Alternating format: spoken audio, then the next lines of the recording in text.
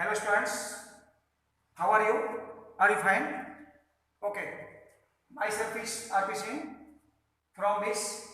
I want to discuss the topic of chemistry related with class 9 of unit 1st, solution.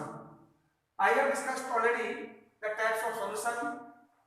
Solution is based, the classification of solution is based on two categories, two bases. That is number one, states of the matter, and number second, size of the particles. Classification based on the state of the matters I have discussed in previous video, and the second base is I am continuing in this video. So see and listen me carefully and try to understand. आज देखिए हम solution को जो second जो base था जिसमें हम particle के साइज के ऊपर बेस करके चलेंगे, यानी पार्टिकल का साइज छोटा होगा बड़ा होगा तो उसके आधार पर जो सॉल्यूशन का टाइप होगा वो क्या होगा। पिछले में हमने स्टेप ली थी कि सॉलिड को सॉलिड में बनाया, सॉलिड को लिक्विड में, सॉलिड को गैस में एक्सेट्रा। वो 9 टाइप्स थे, इसमें ओनली 3 टाइप्स हैं। So there are 3 types of solution based on the size of the particles. That is number 1, true solution. Number 1 पर देखिए true solution आता है the solution in which size of components is so small to be seen. यानी कि इसका मतलब है कि पार्टिकल का साइज इतना छोटा होता है कि उनको आप देख नहीं सकते। देखने का मतलब आप नेक्ड आई से नहीं देख सकते और अल्ट्रा माइक्रोस्कोप की हेल्प से भी नहीं देख सकते। ध्यान रखिएगा, आंख से तो देख ही नहीं सकते डायरेक्ट नेक्ड आई से, और आप अल्ट्रा माइक्रोस्कोप, इलेक्ट्रॉन माइक्रोस्कोप किसी की भी हेल्प से नहीं देख सकते। Because the size of the particle of this solution is so small, the range of this particles is smaller than 1 nm. 1 nm, what is nm? 1 nm is, it is called nanometer. ध्यान रखिएगा, nanometer.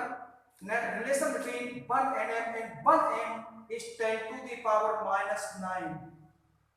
1 metre में उल्टा करके अगर पढ़ें तो 1 metre में 10 to the power 9 nm होते हैं, नैनोमीटर होते हैं। और इसको अगर उल्टा करके पढ़ें, इधर से पढ़े उधर को, तो 1 नैनोमीटर में 10 to the power minus 9 metre होते हैं। यानी बहुत छोटी क्वांटिटी आप ध्यान रखिएगा। और इससे भी छोटा, इसमें लिखा हुआ 1 m से छोटा, यानी इससे भी छोटा, तो वो साइज जो है पार्टिकल का इतना छोटा हो जाता है कि उसको हम नेक्ड आई से तो बात ही छोड़ दो, उसको हम अल्ट्रा माइक्रोस्कोप से भी नहीं देख सकते। ओके, ध्यान रखिएगा। ट्रू सॉल्यूशन इसके नाम से लेकर मैं थोड़ी इसकी हिंदी करूं तो इसका नाम बनेगा वास्तविक विलयन। वास्तविक विलयन का मतलब है वास्तव में विलयन हो, यानी जैसे आप शुगर को वाटर में घोलते हो, शरबत तैयार करते हो, तो उसका जो विलयन बनता है उसमें चीनी के पार्टिकल को, शुगर के पार्टिकल को, you cannot see the particle of the sugar present in the शरबत। ध्यान रखिएगा। एंड सेकंड टाइप आता है कॉनॉइड। कॉनॉइड आपने गम देखा होगा, गम जेल देखा होगा, वो इसके एग्जांपल हो सकते हैं, ब्लड है, ये दिए जाएंगे आगे चल के। कॉनॉइड में क्या है, देखिए इसमें जो सॉल्यूट होगा उसके जो पार्टिकल का साइज होगा थोड़ा सा बड़ा होगा, इससे थोड़ा सा बड़ा होगा। तो उसको क्या कर लेंगे हम, उसको नेक्ड आई से तो नहीं देख सकते खैर, लेकिन उसे हम अल्ट्रा माइक्रोस्कोप से देख सकते हैं। इतना इसमें प्लस हो जाएगा, ध्यान रखिएगा। So the definition of colloid is a homogeneous non crystalline substance. ध्यान रखिएगा, क्रिस्टलाइन नहीं होना चाहिए, क्रिस्टलाइन नहीं होना चाहिए, नॉन क्रिस्टलाइन होना चाहिए। तो the homogeneous non crystalline substance consisting of large molecules or ultra microscopic particles of one component dispersed through a second component is called colloid।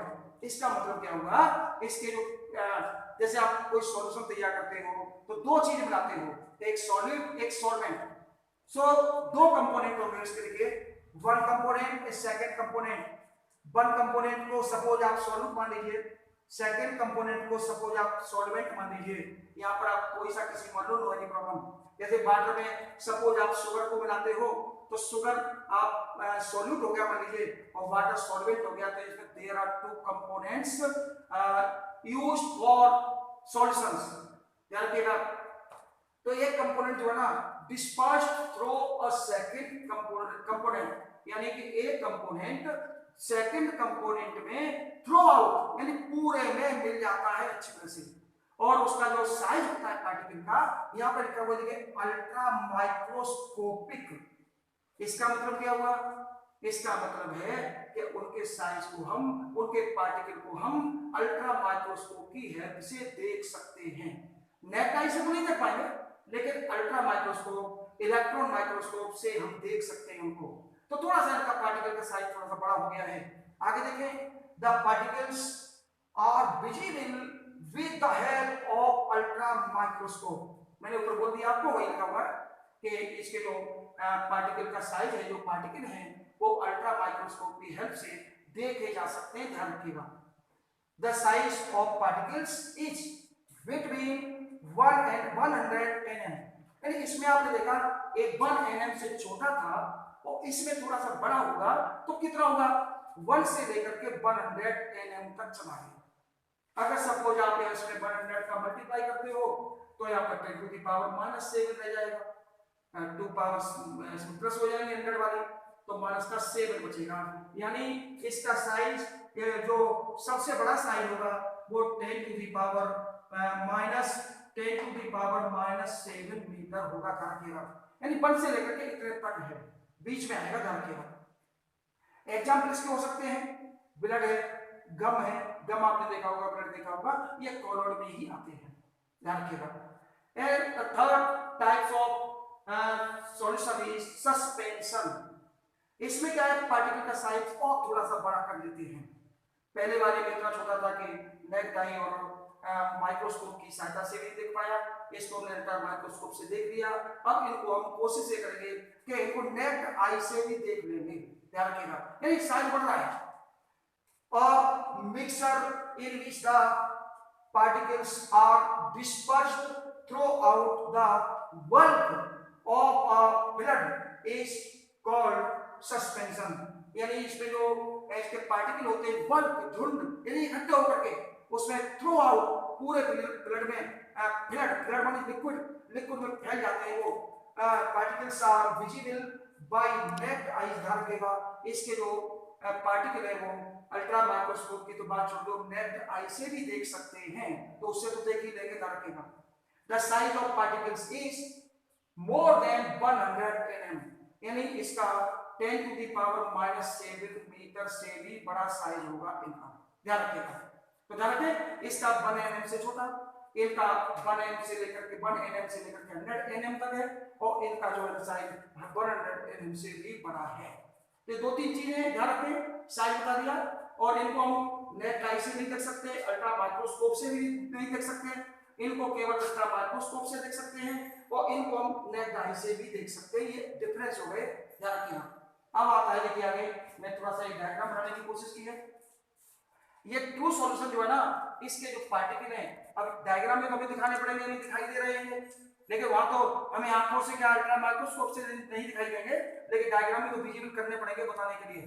ये पार्टिकल इतने छोटे हैं, बहुत छोटे हैं ट्रू सॉल्यूशन के, इनका साइज में लिख दिया है जो 1 nm से छोटा, बहुत छोटे पार्टिकल दिखाई नहीं देंगे। कॉलोइड के थोड़े से बड़े बड़े हो गए हैं, इससे थोड़े इंक्रीज हो गया साइज इनका 1 से लेकर के 100 nm तक, और इनका जो सस्पेंशन का है ये और ज्यादा बड़ा हो गया है।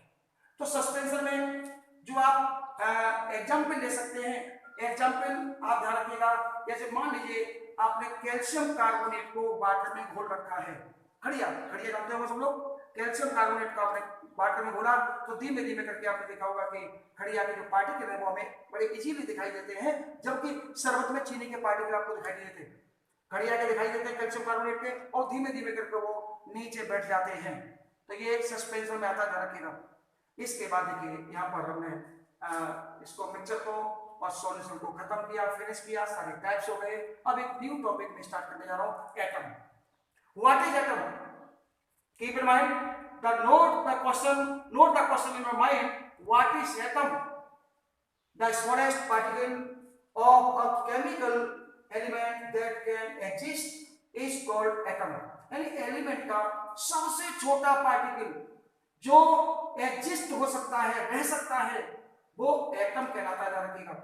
एंड इसके बाद देखिए थोड़ा सा इससे इंक्रीज करते हैं, एटम से बड़ा करते हैं तो आता है मॉलिक्यूल और group of atoms bonded together representing the smallest fundamental unit of chemical compound that can take part in a chemical reaction। यानी कि ये जो मॉलिक्यूल जो है ना, ये ग्रुप है एटम्स का, ये बहुत सारे एटम्स मिलकर के एक मॉलिक्यूल का निर्माण करते हैं जो केमिकल रिएक्शन में पार्ट, जो केमिकल रिएक्शन हम जो लोग लिखते हैं ना, वो मॉलिक्यूल ही मोस्टली मॉलिक्यूल ही लिखा जाता है। वो एक बार अलग बात है, मान लीजिए आपने सपोज ये रिएक्शन लिखी Zn+H2SO4, सपोज इस रिएक्शन को लिखते हैं, यहाँ बनता है ZnSO4 H2, तो then this is not molecule, this is molecule, this is molecule, this is molecule, this is the symbol of element. तो मॉलिक्यूल ध्यान रखिएगा, ये रिएक्शन में पार्ट लेगा, हिस्सा लेगा। So the example of molecules may be H2, N2, hydrogen gas, nitrogen gas, oxygen gas, water and CO2 etc। यहाँ पर भी थोड़ा सा मैं आगे के अगले वीडियो में जो आएगा बताऊंगा मैं आपको क्या difference between molecules and compound. अगला टॉपिक कंपाउंड आने वाला है जो नेक्स्ट वीडियो में आपको मिलेगा, उसके बाद इसके डिफरेंस मिलेंगे। These are only molecules, these are only molecules, not compound, these are compounds, ध्यान रखिएगा, these are compound as well as molecules।